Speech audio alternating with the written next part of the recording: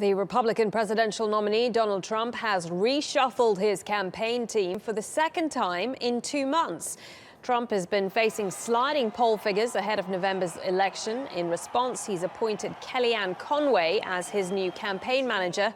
And Stephen Bannon, head of the right-wing website Breitbart News, has been brought in as the campaign's chief executive. Paul Manafort, who has, of course, attracted controversy of alleged ties with Russia, will remain as campaign chairman. Let's get more on this and speak to Ashe Schow. She's a political commentator at the Washington Examiner, joining us now from the U.S. Capitol. Really good of you to join us, Ashe. What do you make of this reshuffle, particularly the appointment of Steve Bannon, who has been described in one Bloomberg article as the most dangerous political operative in America? Is he? Well, I don't know if he's the most dangerous, but it's definitely not the best look for Donald Trump to be hiring somebody from a media outlet that has so readily voiced support for Trump. I mean, it just kind of blurs that line between objectivity, where you have media getting in bed with a campaign and then being rewarded in this way. There are also other reports that a whole bunch of journalists from Breitbart are going to be moving over to the Trump campaign in the coming weeks. But even beyond that, I mean, this is the second reshuffling, as you said, in 2 months. You know, they lost Corey Lewandowski, was replaced with Paul Manafort. Now Paul Manafort is being replaced with Kellyanne Conway and Bannon.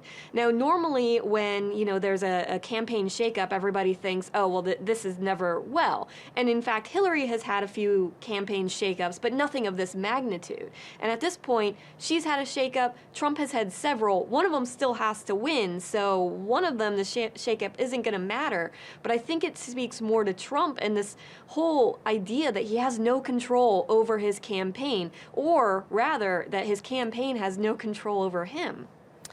What do you think the logic is then of Mr. Bannon, who has already, as you say, endorsed Trump's policies and particularly his brash approach? So presumably that is what he will be encouraging more of Trump, because he is not doing so well in the polls at the moment. Isn't it the more conservative Republicans that he needs to be appealing to?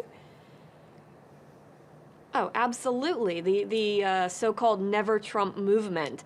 He needs to be making bridges, and he can't just fire up his own base, because his own base is relatively small within the Republican Party. It was outsized in the primaries, but it is not outsized in the general election. He's losing all Democrats, really. Many Republican women he's losing, many young Republicans. I mean, he's losing some Republican base. So he needs to reach out to them. So bringing in somebody who already loved current Trump, when Trump needs to change, or at least change direction, isn't going to do anything for his campaign. It's just going to make it worse, because now we're just basically going to get Trump on steroids, because that's what Steve Bannon and his ilk over at Breitbart like. Briefly, we don't have much time, Ashe. What do you think Kellyanne Conway brings to the Trump table?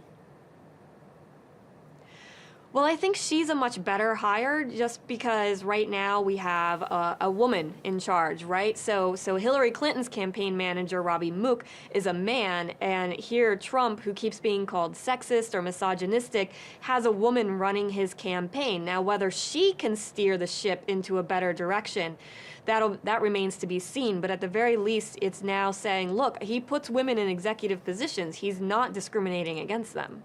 Okay, many thanks for that. Ashe Schow, political commentator at the Washington Examiner.